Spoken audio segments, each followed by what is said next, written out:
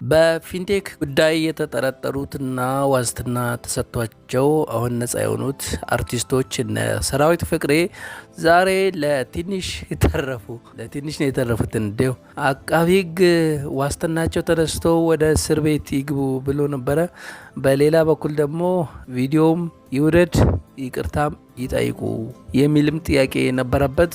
ፍርድ ቤቱ ዛሬ በዋለው ችሎት በሰበብ አስባቡ የዋስትና መብትን ማንሳት አያስፈልግም፣ ስለዚህ የዋስትና መብታቸው እንደተጠበቀ ይሁን በማለት ሊታሰሩ የነበሩትን አርቲስቶች በዚህ ፍርድ ገላግሏቸዋል ማለት ነው። በቀላሉ እንትኑም ዋስትናው መከልከል ጥሩ አይደለም በሚል ማለት ነው። ቪዲዮ መውረዱና ይቅርታ መጠየቁ ግን አሁንም ተወስኗል ማለት ነው።